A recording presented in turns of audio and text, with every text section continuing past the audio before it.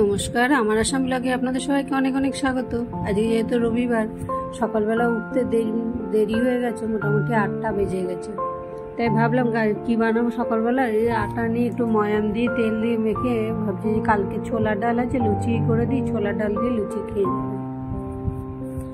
উমা এখন যেহেতু ডাক্তারের ট্রিটমেন্টে চলছে, ওর সমস্ত কিছু ওষুধপত্র আছে, প্রচুর ওষুধ হচ্ছে একের পর এক, ট্রিটমেন্টও আছে, তেলে ভাজা টাজা ফ্যাট জিনিস খাওয়া একেবারেই ওর রেস্ট্রিক্টেড, তাই খেতেও চায় না অবশ্য, কারণ প্রচণ্ড পরিমাণ। সেই জন্য আলট্রাসাউন্ড থেকে আরম্ভ করে সমস্ত টেস্ট করার থেকে সবই করা হলো।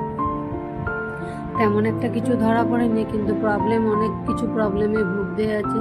ও খাবে না, ওর জন্য রুটি করে দিতে হবে, কিন্তু আগে ওর বাবারটা করে দিয়ে দিই। এখন তো 8:30 বাজে, উনি খেয়ে দিয়ে বেরিয়ে যাবে, আগে ওনারটা করে দিয়ে নিই, তারপরে আসতে দিনে আমাদের মা মেয়েরগুলো করবো।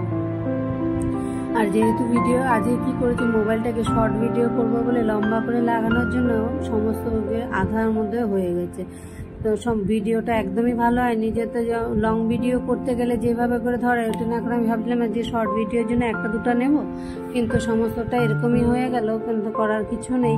যাই হোক, আজকে রবিবার, সকালবেলা উঠে আগে জলখাবারগুলো দিয়ে উনি তো খেয়ে দিয়ে বেরিয়ে গেছেন, আর আমারও শরীরটা ঠিক লাগছে না, কারণ শনিবার যেহেতু কালকে গেছে, কালকে রাত্রে থেকে সারা রাত্রেও ঘুমায়নি। ভোরবেলা উঠে গিয়ে আবার গিয়ে শুয়ে আছি, কিন্তু কোনো মতেই শুতে পারছি না। যেদিকেই ঘুরে শুই না কেন মনে হয় যেন মাথার ভিতরে পার্টসগুলো সমস্ত যন্ত্রণা করছে, সব হিলতে আছে, এমন একটা কষ্টকর হচ্ছে।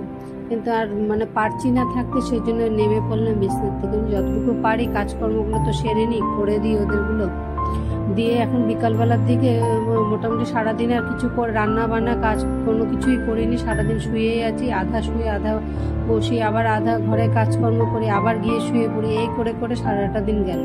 5টার সময় উঠে এখন দেখি বাইরের দিকে জামা কাপড়গুলো নিতে যাই, মাসি তো এসে ধুয়ে দিয়ে গেছে, এগুলো নিতে এসে দেখি বাইরে গাছগুলোর দিকে একটু মন গেল, যে ওখানে কনস্ট্রাকশনের কাজ হচ্ছে, রাস্তাটাও পুরো বন্ধ করে দিচ্ছে, আর খুব জ্যাম হয়ে আছে, কোনো পাবলিক ট্রান্সপোর্টের দিক দিয়ে আসা যাওয়া করতে দিচ্ছে না। যাদের খালি লোকাল ঘরজোড়া আছে তারাই আসা যাওয়া করছে হেঁটে হেঁটে।